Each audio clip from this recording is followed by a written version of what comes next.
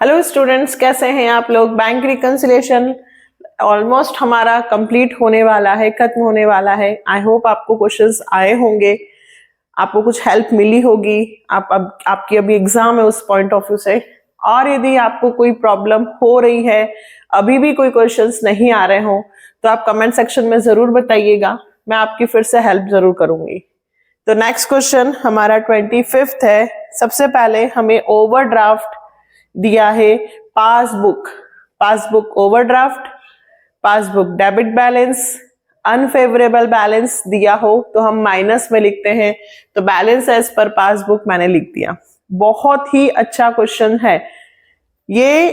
22 से लेकर 25, 27, 8 तक के क्वेश्चंस है पासबुक के। अगर आपके यही क्वेश्चंस आपको आ गए तो डेफिनेटली आपका बीआरएस अच्छे से हो जाएगा। तो पहला पॉइंट है, ये हमारी cash book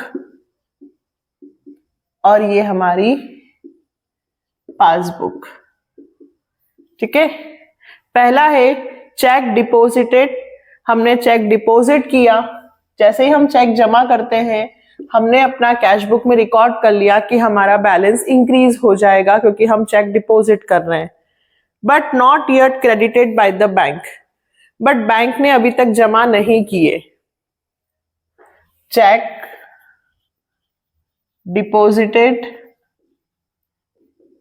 but not credited. ठीक है, पूरा लिखिए आप, बाय द बैंक। तो अब हमारे पास कौन सी बुक है, पासबुक। तो भाई कैश बुक में इंक्रीज हुआ है तो मुझे पासबुक में भी क्या करना होगा, इंक्रीज, तभी दोनों तरफ का टोटल क्या होगा, इक्वल। तो मैं 6000 यहां पे क्या करूंगी, प्लस। हर कंडीशन में हमें दोनों तरफ का बैलेंस इक्वल करना होता है, और अभी हमारे पास बैलेंस पासबुक का है, दैट मीन्स हम पासबुक में ही प्लस या माइनस कर सकते हैं। Next, cheque dishonour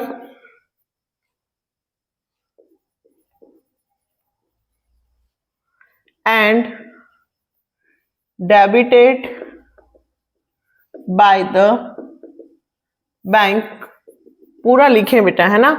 but not given effect into ledger 800। अब इसका क्या मतलब हुआ, एक चेक डिसऑनर्ड हुआ, debited by the bank, bank ने पैसे काट लिए। चेक डिसऑनर्ड होने पर debited by the bank but not given. अब देखिए चेक डिसऑनर्ड हो गया, पैसे जमा नहीं हुए बल्कि डिसऑनर्ड हो गया, तो बैलेंस क्या हो गया, माइनस। कितने से हुआ, 800। Not given effect into ledger, but ledger में इसका कोई इफेक्ट नहीं हुआ, मतलब कैश बुक में हमने इसकी एंट्री नहीं की। अब डिसऑनर्ड हो गया, बैंक में पैसे जमा नहीं हुए, वहां माइनस हो गया है, और कैश बुक में कुछ नहीं हुआ, तो फिर क्या करूं, कैश बुक में तो रिकॉर्ड किया ही नहीं, लेजर में तो हमने कोई एंट्री पास की ही नहीं, तो ये जो -800 है मैं इसे वापस क्या कर दूंगी, plus. Next, bank charges debited by the bank. फिर वही बात, बैंक चार्जेस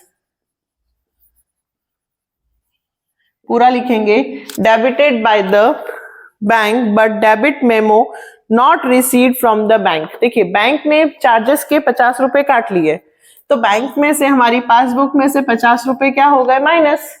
बट अभी तक हमें इंफॉर्मेशन नहीं आई है, हमें मेमो नहीं मिला, तो हमने कैश बुक में कोई एंट्री नहीं की है, लेकिन बैंक में तो 50 रुपए कट गए। अब मुझे दोनों तरफ फिर इक्वल करना है, तो ये जो -50 है मुझे क्या करना होगा बेटा, प्लस, ताकि इक्वल हो जाए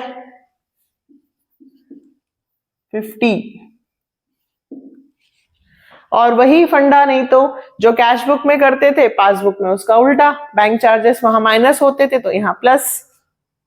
नेक्स्ट, इंटरेस्ट ऑन ओवरड्राफ्ट, बहुत अच्छा पॉइंट है, interest on overdraft, interest on overdraft excess. हमने ज्यादा interest on overdraft excess credited कर दिया है in the ledger, that means cash book में हमने 200 रुपए ज्यादा डिडक्ट कर दिए हैं, ज्यादा डिडक्ट कर दिए। ज्यादा क्यों? क्योंकि एक्सेस क्रेडिटेड कैश बुक की डेबिट साइड रिसीव करती है और कैश बुक की क्रेडिट साइड पेमेंट करती है। कैश बुक में दो साइड, डेबिट पैसा आया, क्रेडिट पैसा गया, तो हमने पैसा जो जाने वाली साइड थी उधर 200 रुपए ज्यादा दे दिए, तो कैश बुक में 200 रुपए से बैलेंस कम हो गया है ज्यादा। तो भाई मैं कैश बुक में तो कुछ कर नहीं सकती क्योंकि फिलहाल मेरे पास कौन सी बुक है? पासबुक। तो मुझे इधर 200 रुपए क्या करने होंगे? माइनस, ताकि दोनों तरफ का टोटल क्या हो? इक्वल। कैश बुक में 200 रुपए ज्यादा घटाए हैं तो ठीक है, हम भी, हमारी बैंक का बैलेंस है पासबुक का, तो हम भी 200 रुपए ज्यादा घटा देते हैं। Next, wrongly credited by the bank, wrongly credited by the bank। ठीक है, गलती से बैंक ने हमारे खाते में 900 रुपए जमा कर दिए, deposit of some other party, किसी दूसरी पार्टी ने हमारे खाते में गलती से पैसे जमा कर दिए। अब वो गलती से भी किए हों पर मेरा तो बैलेंस 900 रुपए से बढ़ गया। कैश बुक में मैंने अभी कोई एंट्री नहीं की है, सिर्फ बैंक में मेरे 900 रुपए बढ़ गए, बट कैश बुक में तो कोई एंट्री है ही नहीं। अब मुझे दोनों तरफ फिर इक्वल करना है, तो मुझे जो 900 रुपए इंक्रीज हुए हैं, मुझे ये 900 रुपए क्या करने होंगे? डिक्रीज। जब भी बैंक का बैलेंस इंक्रीज हो जाता है और कैश बुक में उसकी एंट्री नहीं होती है तो आपको वापस उसको डिक्रीज करना होगा। और यदि बैंक में डिक्रीज हो गया है और कैश बुक में कोई एंट्री नहीं है तो आपको उसको वापस इंक्रीज करना होगा। हर चीज, जब भी पासबुक लेकर चल रहे हो तो पासबुक को हर बार कैश बुक के इक्वल लाना है। नेक्स्ट, लास्ट, चेक इशूड,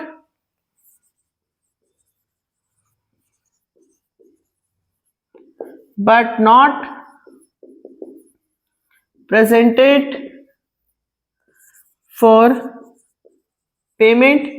अब तक तो ये याद हो ही गया होगा, चेक दिया, पासबुक में एंट्री कर ली थी, सॉरी कैश बुक में एंट्री कर ली थी हमने, 400 रुपए माइनस हो जाएंगे, बट पासबुक में वो गया ही नहीं बैंक में विड्रॉ करने के लिए, वो प्रेजेंट ही नहीं हुआ। तो कैश बुक में यदि कम हुआ है तो मुझे पासबुक में भी कम करना होगा, तो 400 रुपए क्या होंगे? माइनस। बहुत ही अच्छा क्वेश्चन है। और एक और अच्छी बात यह है कि इस क्वेश्चन में देखिए, हमेशा इस तरफ बैलेंस निकलता है, जब इधर लिखा होता है तो इस तरफ आता है। तो मैं ओवरड्राफ्ट लिख रही थी, यहां पे इस तरफ का टोटल ज्यादा है, 6,850 रुपए इस तरफ आ रहे हैं। ध्यान दीजिएगा, इधर माइनस होता है और मेरा इस तरफ बैलेंस आता है, तो मैं क्या लिख रही थी? Overdraft as per cash book. लेकिन यहां सिर्फ लिखूंगी balance as per cash book, balance as per cash book.